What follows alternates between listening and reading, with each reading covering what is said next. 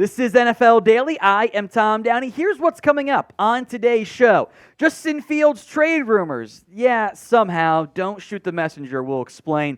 More Lamar Jackson drama. Actual new report this time around. A lot of quarterback draft conversation with the Big Four. What's going on there from various media reports. And the latest on Aaron Rodgers and what his upcoming darkness retreat might mean for Green Bay and other teams. We begin, though, with Justin Fields. Jason La Canfora, who I will go right off the bat, I don't think he's very credible. So please keep that in mind, as it's a La Canfora report, and he bats 10%.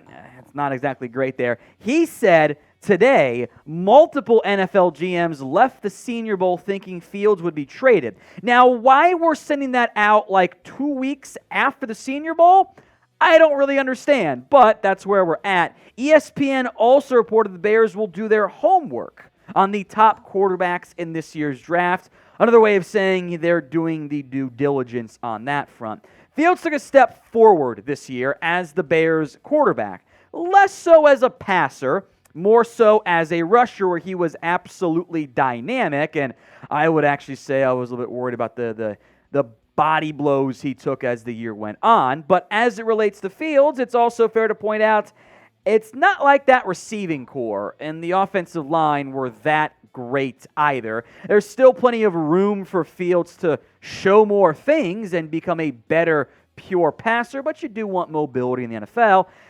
The big thing for me is, are these other quarterbacks better? Is Bryce Young going to be better? Is CJ Stroud, Will Levis, Richardson going to be better? Maybe.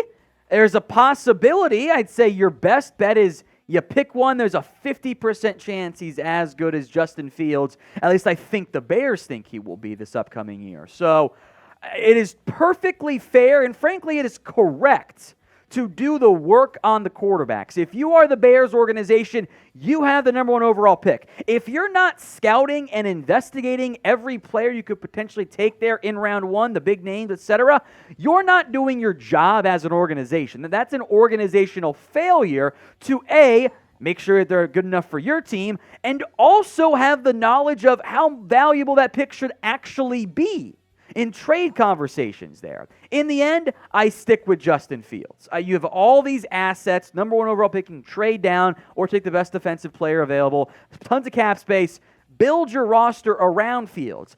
He's gotten better each year as far as I'm concerned. The mobility is very impactful and dynamic. I want to see more as a passer. I think a better supporting cast would help a young QB, just like it has for players like Josh Allen, Jalen Hurts, etc. So I want your honest answers here. I think it's not zero, but I think it's a very low number. What is the percent chance the Bears actually trade Justin Fields? Sound off at the pinned comment on today's show. So if an ad break comes here on YouTube, take advantage of it. Head down there and let me know.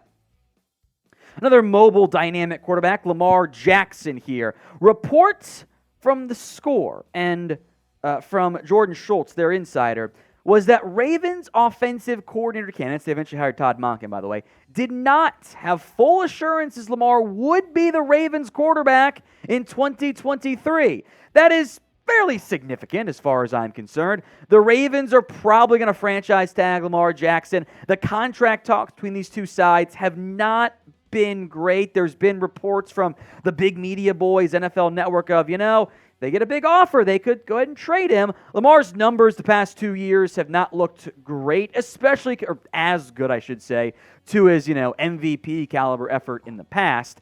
I would also point out, hey, that offense was garbage without Lamar. They were basically top 5 offense with him, bottom 5 offense without him. That was the only real change. Maybe Rashad Bateman got hurt later. Lamar carries that offense. That's why he wants the fully guaranteed deal, which is causing some problems as we'll get into the contract negotiations. So prediction time again.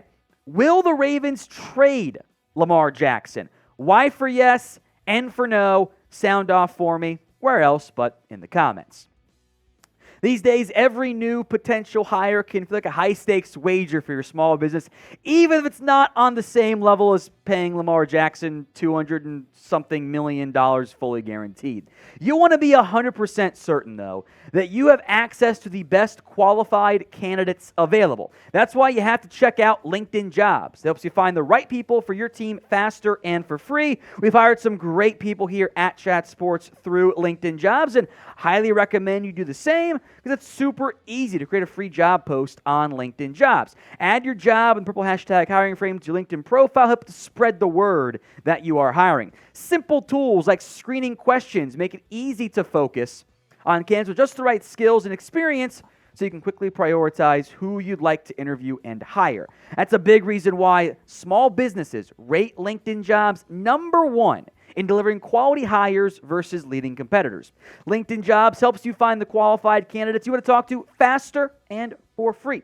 Post your job for free at linkedin.com/NFL Daily. That's linkedin.com/NFL Daily. Links in the comments and the description of today's show. Terms and conditions do apply. More Lamar Jackson conversation now.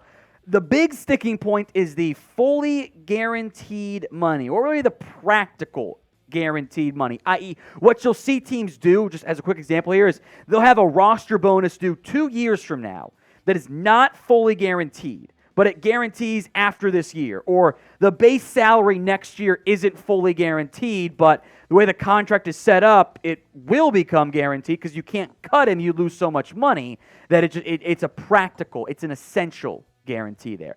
Deshaun Watson's contract was fully guaranteed, and that is an outlier for the years and overall money involved. Yeah, Kirk Cousins got that, but it was a shorter 3-year deal. Lamar wants the same thing, and I get it.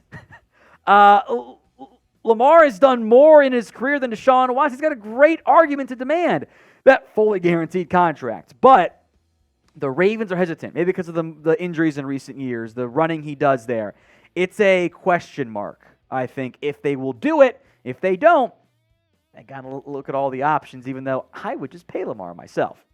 Let's move to the NFL draft. Some quarterback draft rumors coming out of Super Bowl, etc. ESPN reports that the gap between Young and Stroud isn't that big. Stroud has gained ground, and they claim that they were told by one AFC scout that he thinks, or she thinks, Young was as low as 168 pounds at one point in his career at Alabama. Now, he is on the peanut butter sandwiches at midnight and water weight game plan for the Combine. I think he's the best quarterback in this year's class, but he is an outlier with that size. Not just that he's short, he's tiny. He is not a big person. My suspicion for Bryce Young, by the way, he will not throw or test at the Combine, but he will weigh in. He'll weigh in around 200 pounds, help alleviate some concerns, and then drop some of that maybe not so good weight and throw into all his drills at his pro day. Very conflicting reports now from ESPN and PFF on CJ Stroud. ESPN, again, the gap isn't that big, right? Stroud has gained ground. PFF heard some of their podcasters and head host people heard that, they think Stroud go after Will Levis, and Levis going to be the first quarterback taken in this year's class when it's all said and done, which I think this whole quarterback conversation between the big four guys, maybe the big three in terms of going #1 overall, it's going to get really annoying, and it's not going to go away. I think you're going to have a lot of back and forth because there's no clear-cut, obvious, this guy's going to be a top 10 quarterback for me. Everyone has various levels of strengths and concerns as well, and that includes Will Levis, the Kentucky quarterback, because, he fits the mold of what the more typical quarterback looks like with his size, the arm strength, the mobility. Of course, he also just wasn't good this year for Kentucky. He did not play well. Now, we can go over the reasons/excuses. What was it? The injuries that he played through? Was it the new scheme? Lack of supporting cast? But Levis also didn't beat out Sean Clifford to Penn State. Now, Joe Burrow didn't beat out Dwayne Haskins. So that's, again, reasons versus excuses there. I think if he goes #1 over Bryce Young and CJ Stroud, I can't aboard. For me, Levis is an upside play. And he didn't have the best upside in this year's class. That's Anthony Richardson. Now, I think ESPN's report here is correct, that teams have massively different grades from the first round to the fourth round. I think that's right. I fully believe that because it comes down to how do you balance the immense upside of the guy with the rocket arm, the best highlight reel in this year's class at the quarterback position, versus the guy that couldn't complete 54% of his passes in the year 2022 of our Lord.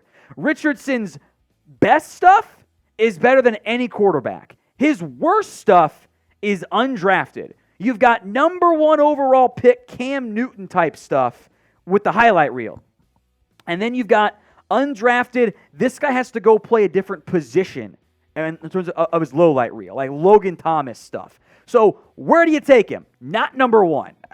You want to gamble on that? It's a job maker. Either you get a big fat extension or you're fired. So which quarterback, if you were an NFL team, GM, head coach, whatever, which one would you risk your job on? BY for Bryce Young, CJ for CJ Stroud, AR for Anthony Richardson, or WL for Will Levis? Get those answers in for me in the comments section, and then make sure you guys are subscribed as well. We're going to have all the NFL draft coverage you could want. The Combine just around the corner. That's going to be fun and exciting. Hit that sub button, youtube.com/@chatsports today. Aaron Rodgers is next up here as, well, he's going to start his darkness retreat at the end of this week, which, that's a retreat. Whatever, who cares? I think he is playing coy with that. People were going to care. Well, Aaron, everyone wants to know what you're doing. That's why they care. The decision on his future, in theory, would come after. And this is the outside of like the Derek Carr release, whatever. This is the first real big domino to come.